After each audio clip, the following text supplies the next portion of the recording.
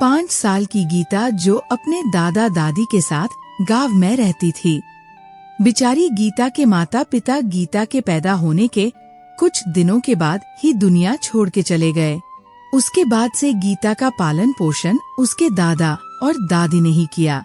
उसके दादा और दादी उसी कभी भी उसके माता पिता की कमी महसूस नहीं होने देते थे। गीता अपने दादी और दादा से रोज कहानियाँ सुनती है और अपने माता पिता के बारे में पूछती है। दादा, मेरी माँ और बाबूजी कहाँ है? वो मुझसे कभी भी मिलने नहीं आते हैं। बेटा, तुम आकाश में वो तारे देख रहे हो, वही 2 तारे तुम्हारी माता और पिताजी हैं। अब गीता रोज आकाश की तरफ देखकर अपने माता पिता से बातें करती और उन्हें नीचे आने को कहती, परंतु जब उसे कोई उत्तर नहीं मिलता तो वह अपने दादा दादी के पास वापस आ जाती। कुछ दिनों बाद गीता का दाखिला गांव के ही स्कूल में हो गया। अब वह रोज स्कूल जाती और मन लगाकर पढ़ाई करती। गीता अपनी कक्षा में सबसे होशियार और जिज्ञासु बच्ची थी, लेकिन उसके सभी दोस्त परीक्षा के समय नकल करके प्रथम स्थान प्राप्त कर लेते थे और गीता उनकी इस चालाकी को अच्छी तरह जानती थी, पर वह किसी से कुछ कह नहीं पाती थी। अंत में वो दुखी होकर सोचती, मैं इतनी मेहनत करती हूँ और ये लोग कितनी आसानी से नकल करके पहले स्थान पर आ जाते हैं। गीता दुखी होकर घर पहुँचती है। अरे गीता बेटा, क्या हुआ? ऐसे उदास क्यों हुई हो? गीता उदास मन से कहती है, दादी, मैं कक्षा में सबसे ज्यादा मेहनत करती हूँ, समय पर पूरा काम करती हूँ, मगर मेरे सभी दोस्त परीक्षा के समय नकल करके मुझसे आगे आ जाते हैं। कोई बात नहीं बेटा, तुम बस मेहनत करती रहो, लेकिन एक बात याद रखना, कभी भी सफल होने के लिए गलत रास्ते पर मत जाना।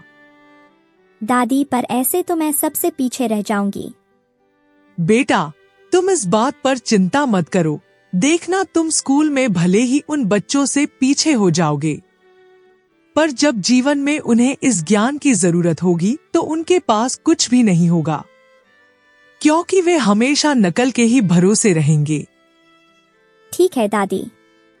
दादी की बातों ने गीता को प्रेरित किया। अगले दिन से गीता उसी उत्साह से स्कूल जाती और मन लगाकर पढ़ाई करती। समय बीतता गया। अब गीता बड़ी हो गई। गीता अब 10वीं कक्षा में आ गई थी और कुछ ही महीनों में उनकी परीक्षा भी होने वाली थी। गीता जोरों से अपनी पढ़ाई की तैयारी में लगी हुई थी। कुछ समय बाद अब परीक्षा का दिन आया। गीता सुबह जल्दी उठकर स्कूल को तैयार हो गई। तभी उसकी दादी बोली, बेटा, परीक्षा ध्यान से देना और खूब सारे अंक लाना। ठीक है दादी, अभी मैं चलती हूँ, वरना मुझे देर हो जाएगी। गीता स्कूल पहुंची और परीक्षा देने लगी। सभी बच्चे एक दूसरे का मुंह देखने लगे, क्योंकि वे आज भी नकल करने की योजना से आए थे, पर सुरक्षा इतनी कड़ी थी कि उन्हें नकल करने का मौका नहीं मिला और ऐसे ही पूरा समय निकल गया।